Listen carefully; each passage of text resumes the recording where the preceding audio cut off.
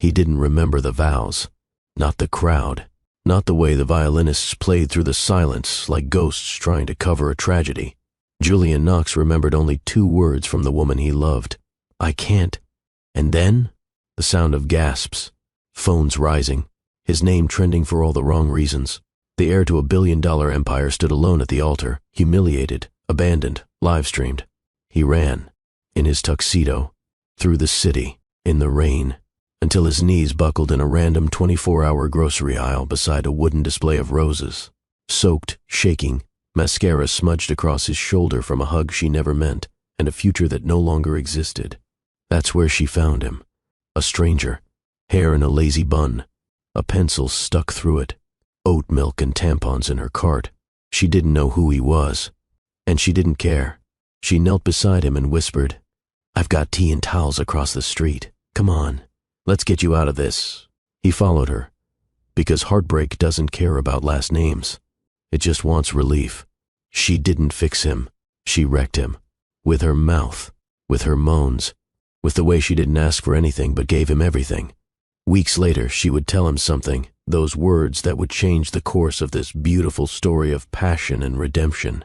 Beautiful family, if you are new here, subscribing to this channel by hitting on the subscribe button below will help YouTube push this video to more amazing souls like you. Please also hit the like button and share this wonderful story of love with your amazing friends because it helps YouTube know this story matters. And now, let's dive straight in. Julian Knox stood at the altar with practiced posture, shoulders back, jaw locked, a hint of polished indifference painted across his face. But inside, he was cracking. He heard it before he saw it. "I can't." 2 words, not loud, not dramatic, but final. He turned his head sharply. Liliana was already stepping backward, bouquet trembling in her hand, designer heels hesitant on the marble aisle. Her father didn't stop her. The guests didn't breathe. Julian didn't move. The officiant looked confused. The wedding planner clutched her headset. The floral arch above them swayed slightly in the breeze from the overhead fans, petals drifting like funeral confetti. Julian blinked once, twice.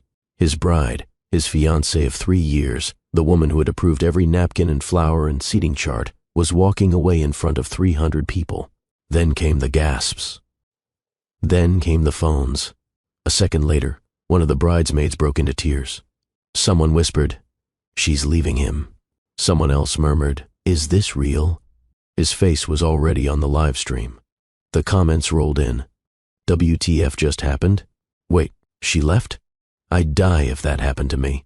Julian Knox, heir to the Knox global empire, was trending for all the wrong reasons. He didn't wait for the applause or the pity. He turned and walked, no, stormed, down the side aisle and out of the venue. His mother called his name. His security detail tried to follow. He didn't stop. The street outside felt too bright. He yanked off his bow tie, let it fall to the sidewalk.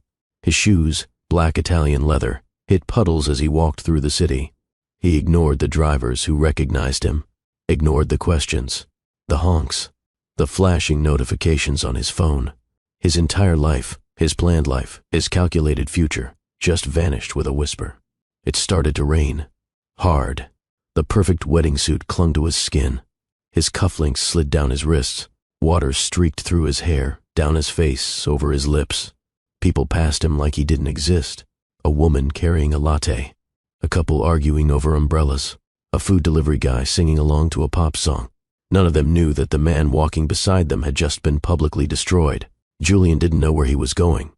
He didn't care. After what felt like hours, his steps slowed. The buzzing lights of a late-night grocery store flickered ahead. He didn't think. He didn't plan. He just pushed open the glass door and walked in.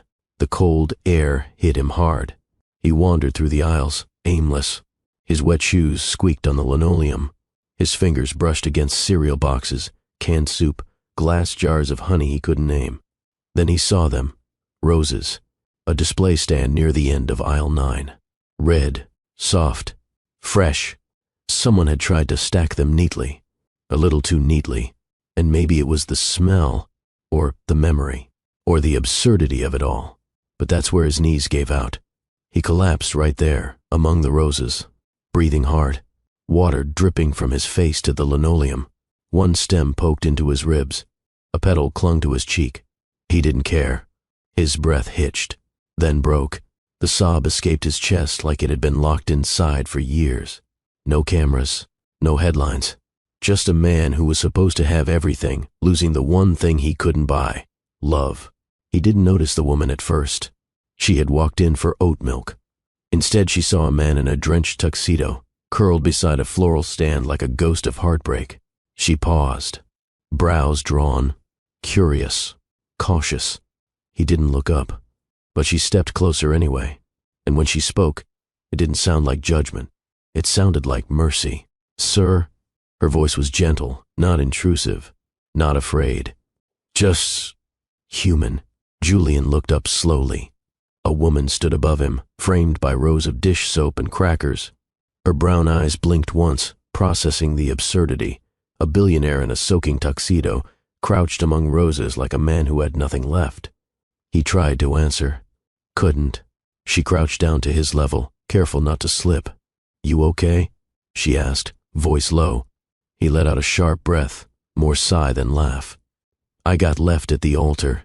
Her lips parted. "In that?" He glanced down at himself. Bow tie gone, shirt clinging to his chest, vest wrinkled and sagging. "I haven't changed." He rubbed a hand across his forehead. "Didn't see the point." She nodded slowly, setting her oat milk beside her sneakers. "You're crying in the floral section. Ironic, right?" She tilted her head. "Maybe. Or poetic." He scoffed. "Yeah, well, I've had enough poetry for one lifetime." A silence fell between them. Not awkward, just thick with exhaustion. Julian noticed a pencil in her hair, the faint scent of vanilla around her. She didn't ask who he was, didn't ask what he did. She just looked at him like a person, not a headline. He shifted slightly, wincing. A thorn had pierced his palm. She noticed, pulled a tissue from her bag and offered it. He took it. "Thank you. No problem." "I'm Noelle," she said after a pause. "Julian. I figured." She smiled faintly. "You're on a billboard across from my job." He let out a small laugh. "Of course I am." She didn't stand up, didn't leave, just sat on the cold floor next to him. After a moment, she said, "You look like you could use something warmer than fluorescent lights and regret." He blinked. "What?" "I work across the street. I've got tea, dry towels, and my shift starts in an hour. If you want to sit somewhere that doesn't smell like cleaning detergent I'm offering." He stared at her. "Why?" Noelle shrugged. "Because you're a person, and I've been where you are. Not in a tux, but close enough." He looked at her, really looked. No gloss, no filters, just kindness and curves and confidence in her stillness.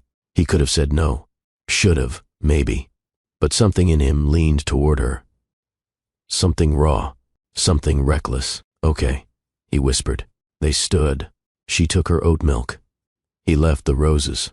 Together, they walked out of the store, back into the rain. But this time, it didn't feel quite so cold. Her apartment was barely across the street, tucked above a closed cafe with a flickering neon sign. He followed her up a narrow stairwell, shoes squelching, the sound of water trailing behind him like an echo. She unlocked the door and pushed it open. "Come in." "Shoes off, though. I just mopped." He towed them off clumsily and stepped inside. Warmth. It wasn't fancy. A studio with thrift store furniture and walls painted in soft golds and creams. A cinnamon candle burned on the windowsill. A fuzzy gray cat peeked out from under the futon and immediately vanished again. Noelle tossed her keys in a bowl by the door and handed him a towel. "Bathroom's there. Dry off. I'll get the kettle going." Julian nodded, silent. The towel smelled like lavender. He disappeared into the bathroom and stared at himself in the mirror. Red-rimmed eyes, jaw tight, mascara still faint on his shoulder. His reflection looked like someone who had just escaped a wreck, or maybe crawled out of one. He splashed cold water on his face, then dried off and stepped back into the main room, shirt clinging to his chest. Noelle had changed into a long t-shirt and fuzzy socks. She poured tea into mismatched mugs and handed him one. "Chamomile. It's not whiskey, but it helps." He accepted it, hands wrapped tight around the heat. "Thank you." She sat cross-legged on the futon, sipping her own. He didn't know what to do with himself. Standing felt awkward. Sitting, felt vulnerable. Crying had already happened. What came next? She patted the seat beside her. I don't bite. Julian sat. They sipped in silence for a moment. Finally she asked, So, what happened? He stared at the steam curling from his mug. She walked away. At the altar, in front of everyone, said she couldn't do it. Damn. He gave a dry laugh. Yeah, pretty much. She didn't give you a heads up? Nope. Spent 3 years planning this wedding. $3 million, 600 guests. And apparently she had doubts the whole time. Noelle whistled low. That's cold. Julian nodded. And stupid me didn't see it coming. Love makes fools of all of us. He glanced over. You speak from experience? She sipped her tea. An ex-fiancé. Slept with my best friend. I found out 2 days before we moved in together. Ouch. Yup. Julian leaned back against the futon. Noelle looked over at him. You gonna be okay? I don't know. That's fair. Another beat of silence. This one felt softer, less full of shock, more filled with breath. He turned to her, really studying her now. The curve of her jaw, the way her nose crinkled when she sipped too hot. She was beautiful in a way that didn't feel rehearsed. Why are you doing this? He asked. She looked over, lips quirking. Because you looked like you needed a place to fall apart. He swallowed hard. I've never met anyone like you, he said. She smirked. You haven't even seen my cat in action yet. That made him laugh. And for the first time in hours, the knot in his chest loosened. She rose to refill her cup, tugging the oversized shirt down her thigh as she passed him. Julian's gaze lingered, but not in hunger, more in wonder. Noelle had a way of moving that felt unbothered, soft but certain, as if she wasn't trying to impress anyone. And that made her even more magnetic. I still can't believe you invited me here, he said. She glanced over her shoulder. Why not? I mean, most people would have kept walking. Noelle turned, leaned against the kitchen counter, and folded her arms. I don't like watching people fall apart alone. Even strangers? She shrugged. Especially strangers. People expect pain from the ones they know. But strangers, they let the walls fall faster. He blinked. Is this where you give me some philosophical truth? He asked. No. She smiled faintly. This is where I offer you my favorite hoodie and ask if you're planning to stay for a bit, or if you need a cab. He let out a small breath. I don't want to go home. You live in a skyscraper. I don't care. She pushed away from the counter and disappeared down the hall. Moments later, she returned with a white t-shirt, soft, small, floral printed. Sorry, it's all I've got that isn't covered in glitter or bleach stains.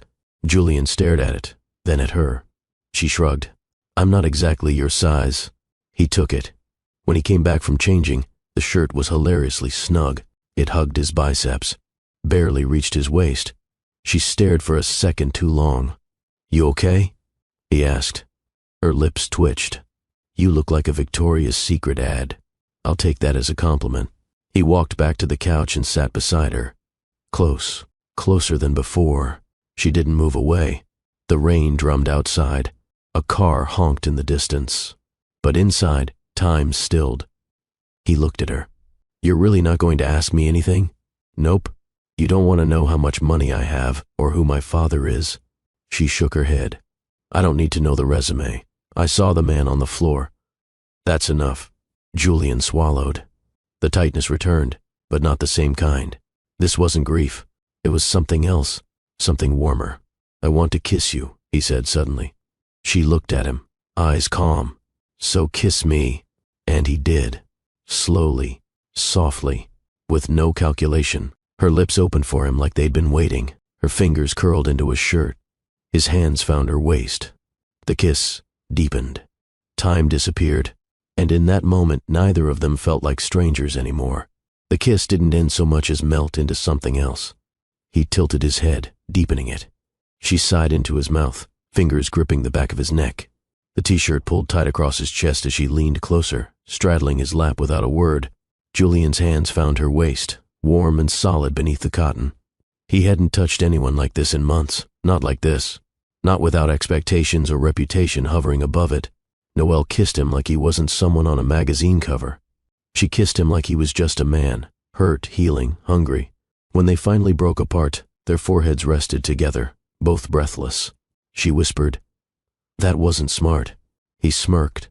"Didn't feel stupid." "I didn't say stupid. I said smart." She pulled back slightly, her voice low. "You just got left at the altar." "I'm aware. And I'm the woman who found you crying beside supermarket roses." "Also true." She studied him, as if waiting for a sign of regret. But Julian didn't flinch. "I don't want to go back to that world tonight. I don't want to think about her. He reached up, brushing a stray curl from her cheek. "I just want to feel something real." Noelle's expression softened. She stood. He thought she might walk away. Instead, she held out her hand. "Come here." Julian followed her through a short hallway into her bedroom. It was small, cozy, lived in. A bookshelf leaned against the wall, overflowing with fiction and folded laundry. A candle flickered on the nightstand. The sheets were soft gray. The only sound was the rain. She pulled him in. When the backs of her knees hit the bed, she paused, looked up at him. "You sure?" He didn't hesitate. "Yes." She reached for his waist, fingers slipping beneath the hem of the shirt. "Lift." He obeyed, raising his arms as she peeled the damp fabric over his head. Her hands trailed down his chest, fingertips grazing the ridges of muscle. "You're soaked," she murmured. "You're warm." She smiled. "We'll fix that." She stepped back and peeled off her own shirt. No theatrics. No slow seduction. Just a woman shedding armor. Julian's gaze dragged over her skin. Soft curves, bare breasts, a tattoo near her ribs he couldn't make out in the low light. "You're beautiful," he said. Her mouth quirked. "You sound surprised." "I'm not. I'm stunned." She took his hand and climbed onto the bed, pulling him down with her. They landed in a tangle of limbs and breath and want. He kissed her again, harder now. Her nails scratched lightly along his back as he pressed his weight into her. Noelle moaned softly, shifting beneath him. The friction ignited something hot between them.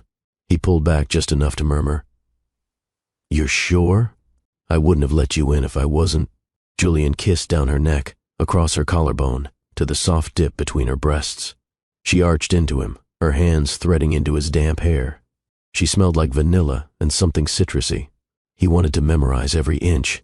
Their bodies moved in a rhythm that felt inevitable. Her skin against his lips finding every place that made her gasp. They didn't speak. They didn't have to. By the time he slid inside her, both of them were trembling. Noelle's head fell back against the pillow, her breath catching. "God, Julian." He grunted softly, holding her hips steady as he began to move. Slow, deep, every thrust a silent promise. Outside, thunder rumbled. Inside, the world narrowed to touch and sound. They moved together like a tide, rising, breaking, pulling back, and rising again. Her moans grew louder, more desperate, her fingers digging into his arms. Julian kissed her forehead, her cheek, her lips. "You feel like home." Her reply was a gasp, a cry, her thighs tightening around him as she started to come undone. He followed her, burying his face in her neck as his body gave in.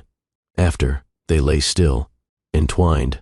His hand traced idle lines along her spine. Her breath cooled against his chest.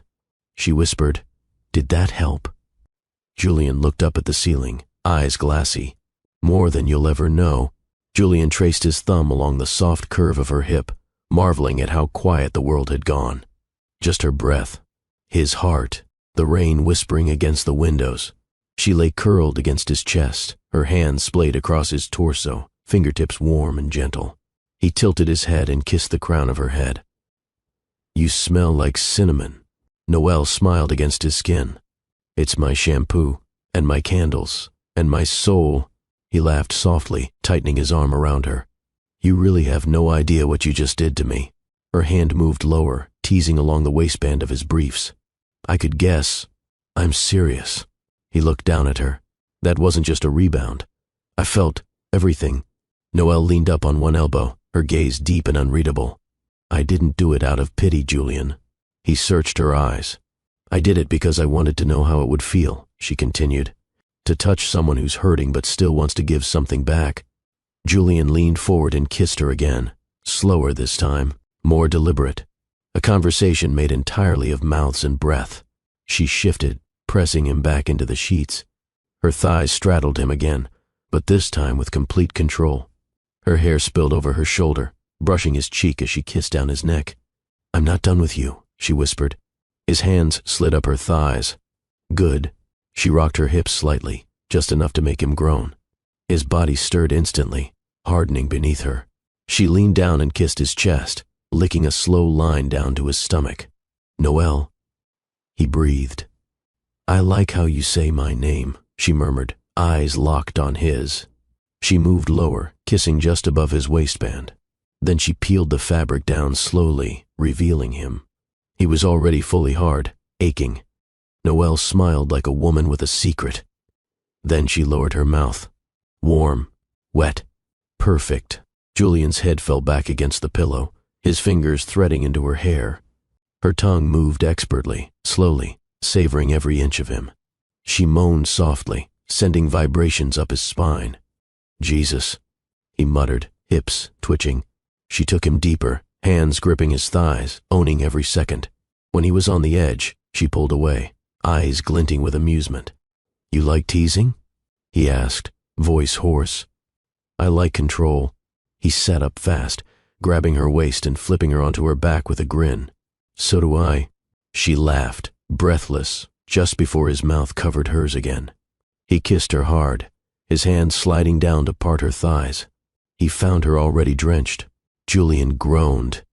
"You're soaking." "For you," she whispered, wrapping her legs around his hips. He dipped his fingers between her folds, teasing her slowly. She arched her back, biting her lip. "Please," she gasped. "I thought you liked control." I lied. He pushed inside her in one slow thrust and she cried out, raw, open, beautiful. Julian paused, just to feel her. She clenched around him, her heels pressing into his back. Then he moved. Long, deep strokes. Their bodies rocked in rhythm, sweat slicking their skin. Her hands clutched his shoulders, her lips kissing anything she could reach, his jaw, his collarbone, his mouth. "I can't," she whispered. "Come," he said, voice ragged. "Let go." She shattered around him, a cry breaking from her throat. Her nails dug into his back, her body trembling beneath him. He wasn't far behind. With a deep groan, he drove into her one last time and spilled inside her, burying his face in her neck. They collapsed together, tangled and spent. For a long moment, neither of them spoke. Then Noel brushed his hair back and said softly, "That was irresponsible." Julian kissed her shoulder. "That was unforgettable." She smiled, sleepy and sated. "And now," she said, stretching lazily, "you're never going back to tuxedos again, are you?" "Never," he murmured, "unless you're the one waiting at the end of the aisle." Her breath caught, but she didn't say anything. Not yet. She woke to fingers tracing her spine, slow, reverent, unhurried. Julian lay beside her, propped on one elbow, his eyes drinking her in like he hadn't had enough, even after everything they'd just done. The morning light crept through her curtains, brushing their bare skin with a soft glow. Noel blinked up at him, her voice husky from sleep. "You're staring." "I'm memorizing," he whispered. She smiled, stretching, the sheets slipping down to reveal the swell of her chest. His eyes followed the movement, heat flickering behind his calm exterior. "Don't you have an empire to run?" she teased. "Not today." His hand slid from her back to her waist. "Today, I worship." He leaned down and pressed a kiss between her breasts, then lower, dragging his lips along her stomach, leaving a trail of warmth in his wake. Noel let out a soft gasp, fingers sliding into his hair. Julian kissed along her hip, then down to her inner thigh, taking his time, like each inch of her skin was sacred, like touching her was a prayer. He looked up at her from between her legs. "You're perfect." She tried to speak, but her breath hitched as he dipped his head and kissed her there, slowly, teasingly. His tongue traced every curve, every fold, tasting her like she was a delicacy made only for him. She moaned, hips lifting, hands fisting the sheets. He held her gently, kissing deeper now, rhythm steady, tongue dancing in ways that made her lose track of time. Her legs trembled. Her body climbed toward the edge. "Julian," she breathed. Oh God." He didn't stop. Her climax tore through her like a wave crashing against rocks, loud, raw, shattering. She gasped his name, thighs locking around his head, body arching as she came undone. He stayed there, kissing her through it, holding her while she trembled. Then he kissed his way back up, settling above her, his lips brushing her collarbone, then her mouth. She tasted herself on his lips, and somehow that made her want him more. He slid inside her again, slow, deep, every inch a reminder of how connected they'd become. This wasn't like the night before. It wasn't about lust. It was about closeness, healing, intimacy. They moved together like lovers who knew each other's pain. Her arms wrapped around his neck, holding him close as their bodies rocked in quiet rhythm. He whispered her name like a vow. She kissed his shoulder, his jaw, his mouth. He went deeper, groaning softly as she clenched around him. "I don't want this to be just a night," he murmured. "It isn't," she whispered back. They picked up speed, her legs wrapped tightly around his waist, her nails trailing down his back. The bed creaked beneath them, but neither cared. Noelle cried out again as another climax built, tight and sharp and impossible to ignore. He held her tighter, pushing harder until they unraveled together, his voice lost in her skin, hers echoing in his mouth. When they finally collapsed, their bodies coated in sweat and breathless, he didn't let her go. Julian kissed her temple, murmuring against her hair. "You feel like mine." She didn't answer right away. Instead, she took his hand and placed it over her heart. "Yours," she whispered. And they lay there, skin to skin, hearts beating in unison, like the world outside didn't matter, because in that room, something sacred had begun.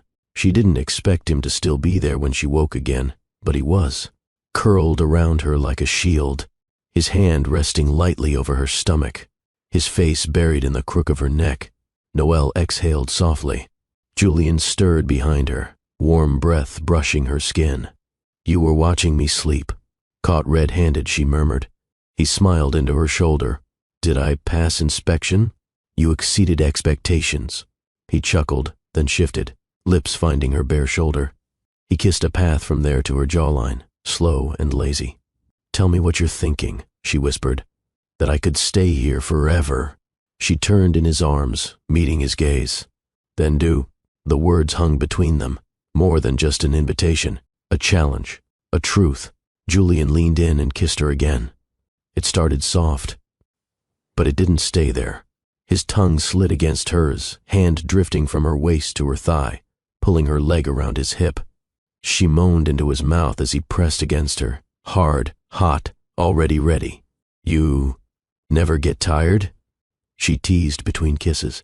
"Of you? Never?" He rolled her beneath him, their bodies fitting perfectly. He kissed her again, deeply, thoroughly, then trailed down, revisiting every place he had worshipped earlier, slower now, more indulgent. Her breath caught as he took one nipple into his mouth, circling it with his tongue before gently sucking.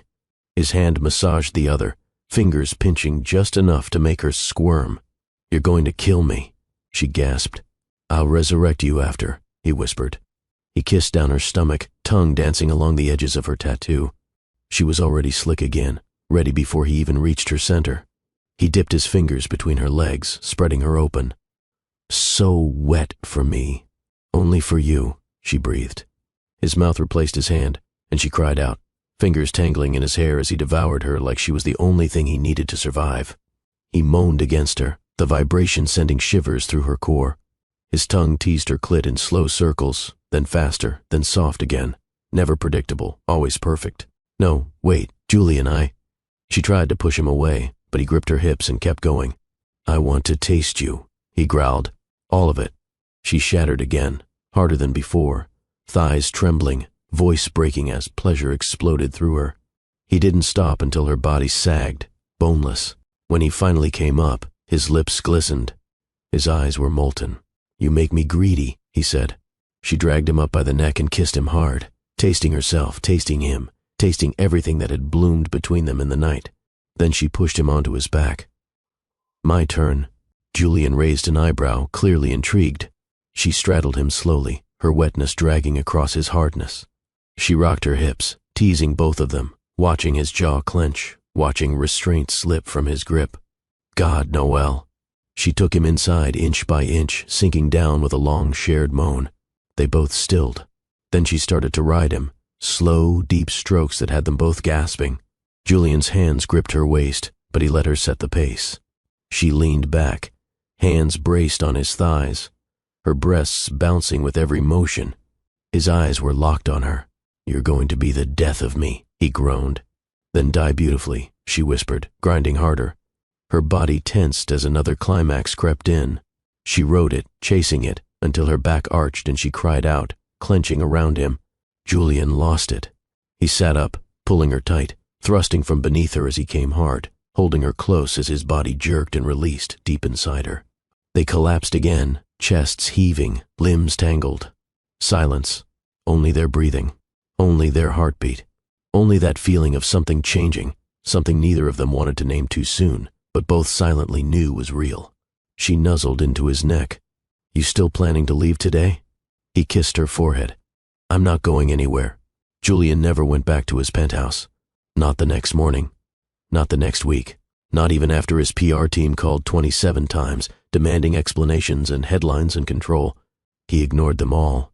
He stayed in Noelle's apartment, where the sheets smelled like her skin and the air was thick with cinnamon and sex, where no one expected him to wear a suit or say the right thing or pretend he was fine.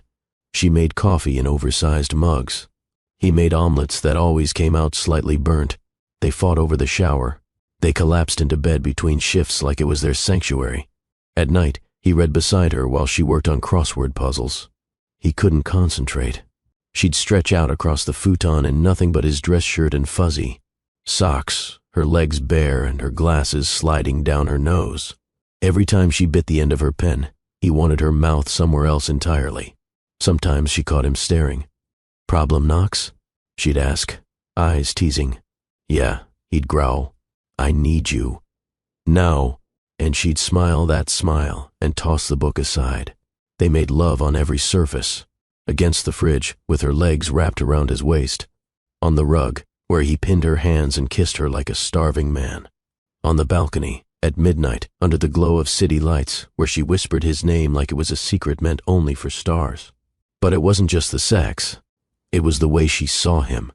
The way she didn't flinch when he told her about his mother, how she died when he was 12, or how his father used his grief as a tool to sharpen him into something cold and relentless. Noelle never offered pity. She listened. When he paused, she waited. And when he finally broke down in her arms, she held him tighter, not looser. "I was raised to believe love was leverage," he confessed one night, head resting on her chest. Noelle stroked his hair. "And now?" He looked up. "Now I think it's the only thing keeping me from disappearing." She kissed his forehead and whispered, "Good, then stay." He did. He stayed and learned her routines. Her quirks, the way she hummed while folding laundry, the way she hated mint chocolate anything, how she always touched him when she passed, shoulder, arm, chest, like she needed to feel him just to be sure he was real. Julian was addicted, not to her body, though he craved that endlessly. He was addicted to her stillness, her truth, her ability to look at chaos and smile anyway. Noelle, too, began to soften. Let him in. Showed him the box of letters her father never replied to. Told him about the time she ran away at 15, only to come back after 12 hours with a sprained ankle and no courage left. Julian kissed the old scar on her knee and said, "You were brave. You still are."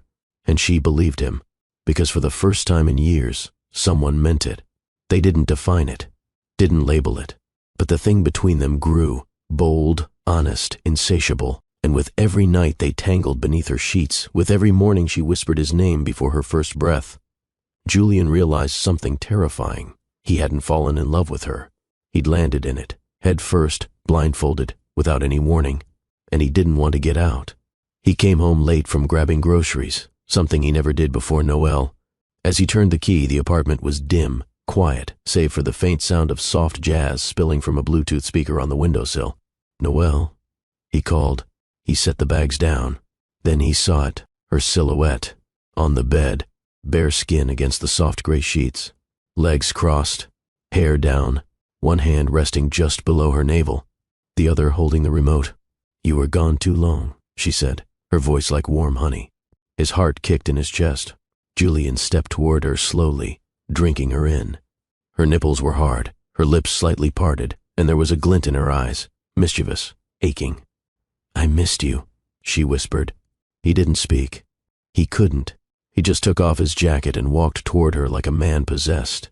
Noelle sat up and reached for his belt, fingers nimble, lips grazing his stomach as she worked it open. She kissed the trail of hair below his navel. When she slid his pants down, he was already hard. God, she breathed. Always ready for me. For no one else, he rasped. She licked the length of him, slow and intentional. His knees nearly buckled. He reached for the headboard to steady himself as her mouth wrapped around him. She didn't rush. She teased. She made him wait. When she finally pulled back, his entire body was humming. Lie down, she said, guiding him onto the bed. Julian obeyed. Noelle straddled him, bare and glowing in the low light, her curves casting soft shadows on his chest. She leaned forward and kissed him, deep, wet, slow, letting him feel her before she gave him everything.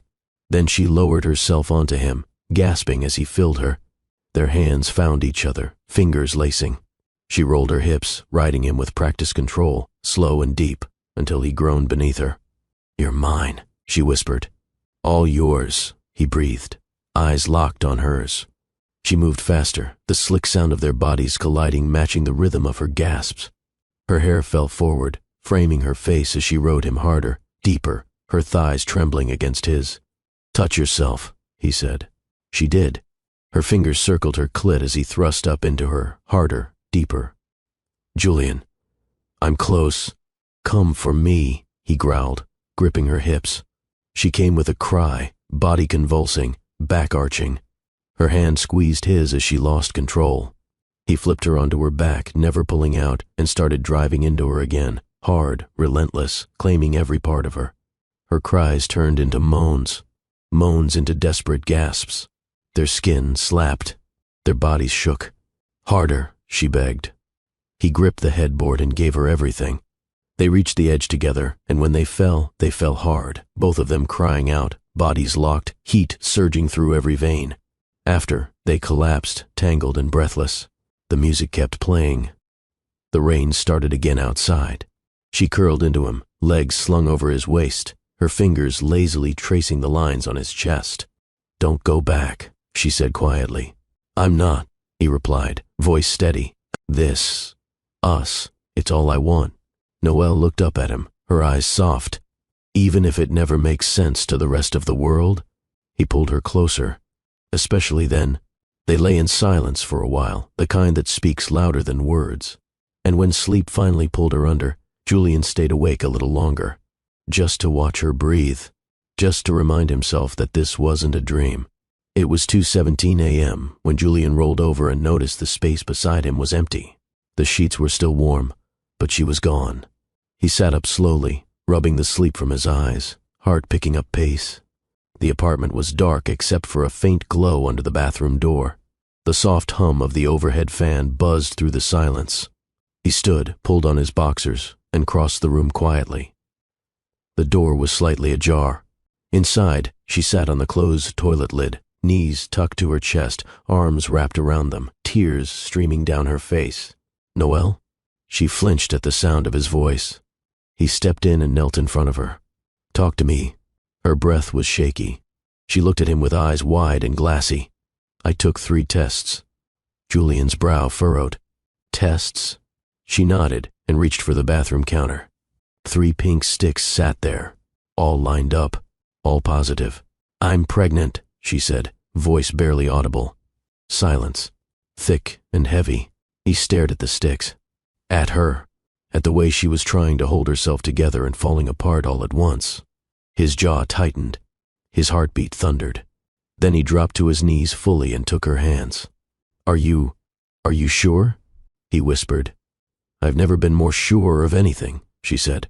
I was late. I took 1, then 2 more. I didn't know how to tell you.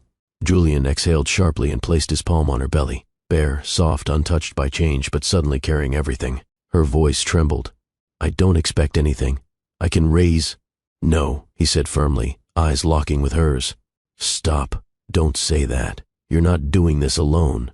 She blinked. But your life, your world, it's complicated. I walked away from that world the moment you opened your door. Tears spilled faster now. What if you regret it? What if this isn't what you... He leaned in and kissed her. Not out of passion, but promise. When he pulled back, He rested his forehead to hers. I want this. I want them. And I want you. Her lips trembled. I'm scared. So am I. But I've never been more sure of anything either. They sat there on the bathroom floor, hands entwined, hearts pounding. Together. Noelle wasn't alone anymore, and neither was he. Julian helped her up from the bathroom floor without letting go of her hand. He walked her back to bed, pulled the covers up around them both, and tucked her against his chest like she was something fragile he'd never let break again. Neither of them spoke for a while. The weight of the moment hung between them, but so did something softer, relief. He kissed her forehead. I meant what I said, he murmured. You're not alone in this. Noelle shifted slightly, her fingers grazing his chest. It's not just the baby. I've spent most of my life expecting people to leave. Julian looked down at her. I'm not going anywhere. She hesitated. You sure? He pulled her closer. I've never been more certain about anything. What we have, it's real. You didn't find me. You rescued me. A breath escaped her lips. It wasn't a sob, not quite. But something released in her chest, and she melted into him, her tears soaking his skin. Hey, he whispered, brushing her hair back. This doesn't have to be scary. We'll figure it out together. She nodded, her eyes wet but steady. Then she reached for him, slow, hesitant, searching. Julian kissed her lips, gentle at first, then deeper. I need to feel you, she whispered. You have me, he replied. He rolled them gently, hovering above her, his palm resting flat against her belly as he looked down at her face. I want to remember this, he said. Every part. He kissed her again, slower now, more tender. He moved down her body with devotion, her collarbone, the soft swell of her breast, the curve of her stomach. When he kissed just below her navel, she shivered. You're carrying a part of me now, he whispered, voice breaking. And I'll spend every day proving I'm worthy of both of you. She pulled him up, lips finding his, arms wrapping around his neck. Her thighs opened for him, welcoming, ready. When he entered her, it wasn't frantic or wild, it was reverent. They moved in slow unison, eyes locked, breath shared. He held her like she might disappear. She gripped him like she finally knew she wouldn't. Their bodies rose together, joined by something deeper than lust. Need, yes, but also hope. Her moans were soft and broken. His name slipped from her lips like a prayer. When they came, it wasn't loud. It was a whisper of forever. 3 months later, the city skyline blazed behind them, silver, amber, and infinite. Julian had rented the entire rooftop of an art gallery in Tribeca, but not for a crowd. Just for them. Noelle stood at the edge, barefoot, her belly rounding beneath a flowing silk dress. The breeze tangled her curls as she leaned against the railing, hands resting protectively over the life growing inside her. Julian approached from behind, carrying nothing but a folded blanket and a velvet box in his pocket. You always this dramatic? She asked softly, without turning. He grinned. You said you liked stargazing. I didn't say I needed a private rooftop for it. I don't do things halfway. She turned to face him, eyes narrowing playfully. And what exactly is this? He spread the blanket on the deck and knelt, not on one knee, just to sit beside her like he always had, grounded and close. This, he said, reaching into his pocket, is the rest of my life. He held out the box, but didn't open it yet. Before you say anything, he continued, I need you to know something. She nodded, expression shifting. I met you when I was wrecked, not just sad, not just heartbroken. I was hollow. Everything about my life was planned, perfect on paper, but none of it was mine. He paused, glancing down, then back up. But you didn't fix me. You didn't try to. You just sat beside me. You let me fall apart and didn't flinch. Her throat moved, eyes already welling. You loved me without knowing all the rules I was supposed to follow. You didn't care about my last name or the mess that followed me. You just saw me. He opened the box. Inside was a ring, simple, elegant, set with a single brilliant oval diamond in a rose gold band. I want to choose you, Noelle, not because of timing or obligation or any perfect plan. I want to choose you because you are my peace. You are the only thing that ever made me feel like I belonged in my own story. Her hand flew to her mouth. Julian stood and took her hand, lowering to one knee this time. I want every broken piece of me to belong to you. Will you marry me? Noelle didn't wait. She didn't need to. Yes, she whispered, pulling him up into a kiss. Then again, louder, yes. He slipped the ring on her finger, and they both stared at it for a long moment. Then she laughed, through tears. "You know this doesn't mean you get to skip diaper duty, right?" Julian grinned, cupping her face. "I'll change 1,000 diapers for a lifetime of your yes." They sat on the blanket together under the stars, her head on his shoulder, his hand resting on the swell of her stomach. For the first time in years, Julian Knox didn't feel like he was running from anything. He was running toward it. The hospital room was quiet, dimly lit by the soft amber glow of a wall sconce. Julian sat motionless in the vinyl chair beside the bed, shirt wrinkled, hair messy, eyes wide. In his arms, 2 swaddled newborns. Tiny fists, matching baby blue beanies. One yawned. The other blinked at him like he held the entire world. He did. He was crying. Openly. Freely. And he didn't care. Noelle watched him from the bed, her body aching, her heart full. "You're holding them like they're made of glass," she said, voice hoarse. "They are," Julian whispered. "No," she smiled, exhausted but glowing. "They're made of love." He looked at her then, eyes red but shining. "They have your lips, and your eyes." He stood, carefully placing both boys in the bassinet beside her bed. Then he climbed into bed with her, wrapping her in his arms, his lips brushing her forehead. "I have never," he whispered, "in my life, felt this much." Noelle buried her face in his chest. "I know. Me too." They lay there, skin to skin, the weight of what they'd created settling in, 2 perfect boys breathing softly just inches away. After a while, the nurse knocked once and stepped in. "You two okay?" Julian nodded. "Just want to check your vitals," the nurse said to Noelle. "And then I'll give you both some privacy." The moment she left, Julian turned to her again. "You're incredible," he said, running his fingers through her hair. "You say that like I didn't just curse you out mid-labor. You did, but I deserved it." She laughed softly. "I still want ice cream." "Already ordered. 2 pints, both your favorites." She blinked. "I married a genius." "Not yet," he grinned. "But you're stuck with me anyway." Noelle leaned in and kissed him, slow, soft, lingering. "Good." He touched her belly gently, now empty, but still sacred. "I can't believe they're ours." "Believe it," she said, eyes flicking toward the twins. "We made them. With passion. And maybe a little recklessness." "I'd do it all over again," he whispered. She smirked. "Give me 6 months." Julian grinned and leaned down to kiss her neck. "We'll see." His hand drifted beneath the hospital gown, fingers trailing up her thigh. She gasped. "Julian, I need you," he murmured, breath hot in her ear. "Right now." She laughed, breathless. "We just had babies." "I know. And you're still the most beautiful thing I've ever seen." He kissed her again, deeper this time. His hand slid higher. She didn't stop him. Her body was sore, but still his. Her pulse quickened, her thighs parting without thinking. He touched her carefully, reverently. She moaned into his mouth. "You're insane," she whispered. "I'm yours," he corrected. And there, in the soft silence of a hospital room, with their newborn sons beside them, Julian Knox made love to the woman who had saved him. Not out of lust, but out of something far more powerful. Gratitude, commitment, worship. 1 year later, the grocery aisle looked the same. A little brighter, maybe. The roses fresher. But the corner near the display still held a quiet stillness. Julian pushed the double stroller slowly. 2 baby boys nestled inside. Matching denim overalls, curly hair poking from under soft cotton caps. One was chewing on a giraffe teether. The other was fast asleep, lips parted in a dreamy pout. Noelle walked beside him in heels and diamonds.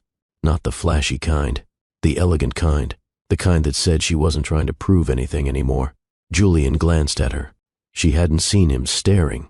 She was too busy pointing at the exact place where he'd once crumbled to his knees. "I found you right there," she said, smiling. He stepped closer, wrapped an arm around her waist, and kissed her bare shoulder. "Correction. You saved me right there."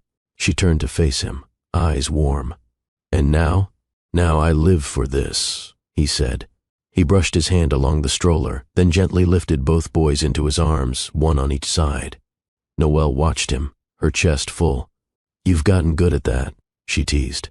"They're the best investment I've ever made," he said, kissing each forehead in turn. The boys cooed softly, snuggling into their father's chest. I used to come here at 3 a.m. for snacks and bad decisions, she said, laughing. Now you leave with diapers and a billionaire. She raised an eyebrow. Correction, you were a billionaire, you're just mine now. Julian leaned in and kissed her slowly, right there in the middle of aisle 9. No cameras, no headlines, just them. When he pulled back, he whispered, "You gave me everything I didn't know I needed." She smiled. Twice over, they stood there a moment longer, the 4 of them. Noelle looked down at her sons, then up at Julian. "Would you do it all again?" she asked.